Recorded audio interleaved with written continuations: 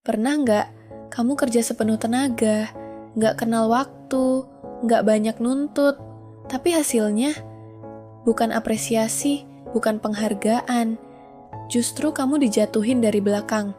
Misalnya, kamu ngebantuin teman bangun proyek bareng, ide kamu dipakai, tenaga kamu diperas, tapi giliran proyek jadi besar, nama kamu hilang dari pembicaraan. Dan anehnya, orang yang ngelakuin itu tetap bisa nyapa kamu seperti biasa, kayak nggak ada apa-apa, tetap senyum, tetap ramah. Tapi kamu tahu, ada yang nggak beres. Buku ini ngasih satu fakta yang bikin merinding. 1 dari 25 orang adalah sosiopat. Orang yang hidup tanpa hati nurani, nggak bisa ngerasa bersalah, dan seringkali nggak bisa ngerasa apa-apa. Mereka bukan orang asing. Bisa aja atasan, partner kerja, bahkan teman yang tiap hari bareng kamu. Sosiopat bukan cuma orang yang kasar atau keras. Justru kadang mereka terlihat paling tenang, paling bisa nyatu di lingkungan. Tapi dalamnya kosong. Mereka itu nggak punya empati, nggak kenal rasa bersalah, dan paling bahaya, mereka tahu caranya manipulasi orang lain.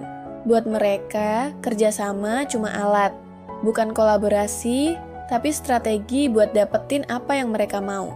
Karena mereka pinter bikin kamu ragu, pinter bikin kamu mikir kamu yang salah, padahal merekalah yang main licik. Kamu dibesarkan buat percaya orang, buat sabar, buat ngertiin keadaan orang lain, tapi mereka justru manfaatin nilai-nilai itu. Sosiopat bisa ada di mana-mana, termasuk di dunia kerja. Dan di sana, mereka tahu kerja keras bukan jaminan dihargai.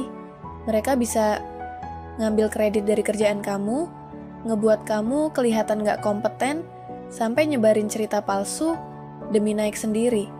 Dan semua itu mereka lakuin tanpa rasa bersalah, karena mereka emang gak punya rasa itu. Buku ini ngajarin beberapa hal penting. 1. Kalau ada orang yang nyuruh kamu ngelakuin hal yang bikin hati kamu nolak, berhenti.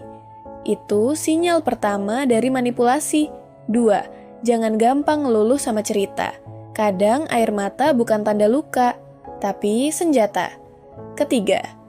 Perhatiin konsistensi antara omongan dan tindakan. Sosiopat jago banget bikin kata-kata indah. 4. Berani bilang tidak. Atur batasan. Karena nggak semua orang punya niat baik.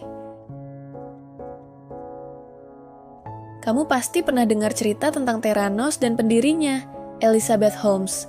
Dulu, dia dielu-elukan sebagai Steve Jobs-nya perempuan. Bajunya selalu hitam, suaranya berat, dan setiap kali ngomong, semua orang terpukau. Kelihatannya pintar, visioner, dan beda dari yang lain.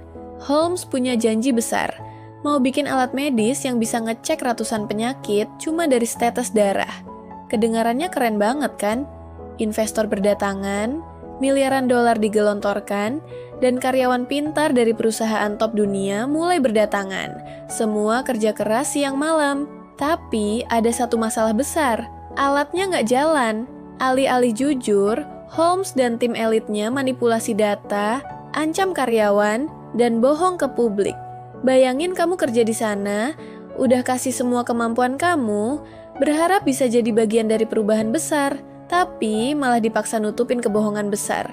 Ada yang ngomong, mereka takut dipecat, takut dituntut, takut reputasinya hancur. Tapi ada juga yang berani speak up, dan mereka itulah yang akhirnya bantu ngebongkar semuanya. Theranos runtuh, Holmes diadili, dan sekarang dunia tahu, di balik karisma dan suara beratnya, ada seseorang yang bisa nyakitin banyak orang. Demi menjaga gambar diri yang palsu, kisah ini bukan cuma soal startup gagal. Ini contoh nyata, gimana seseorang bisa ngancurin banyak karier, banyak kerja keras, dan bahkan banyak hidup kalau dia nggak punya hati nurani. Dan itu kenapa kamu harus peka. Karena di dunia kerja, kamu bisa aja ketemu orang yang terlihat hebat di luar, tapi kosong di dalam. Holmes bukan satu-satunya. Di kantor, di proyek komunitas, bahkan di organisasi sosial.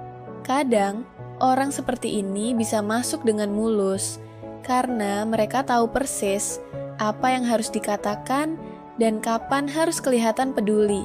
Tapi ujung-ujungnya, mereka bukan peduli, mereka cuma butuh panggung.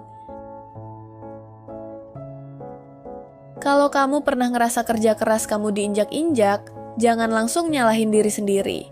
Kadang bukan karena kamu lemah, tapi karena kamu punya hati. Dan itu sesuatu yang mereka nggak punya. Mulai sekarang, percaya sama intuisi kamu. Kalau ngerasa ada yang aneh, itu bukan perasaan kosong, itu alarm. Dan kamu harus dengerin. Hidup ini bukan soal jadi yang paling pinter atau paling kuat, tapi tentang jadi orang yang tetap punya hati di dunia yang kadang kehilangan arah. Kerja keras itu penting, tapi jangan sampai kamu kasih segalanya ke orang yang enggak layak. Jaga diri kamu, hargai tenaga kamu, dan ingat, kebaikan itu bukan kelemahan, itu kekuatan. Jangan lupa klik subscribe, nyalain loncengnya, dan bagiin video ini ke orang yang kamu pikir butuh tahu hal ini. Supaya kamu bisa kerja dengan tenang, bergaul dengan sadar, dan gak lagi jadi korban dari orang yang enggak punya rasa bersalah. Sampai ketemu di video berikutnya. Tetap kerja dengan hati, dan jangan pernah takut bilang, cukup.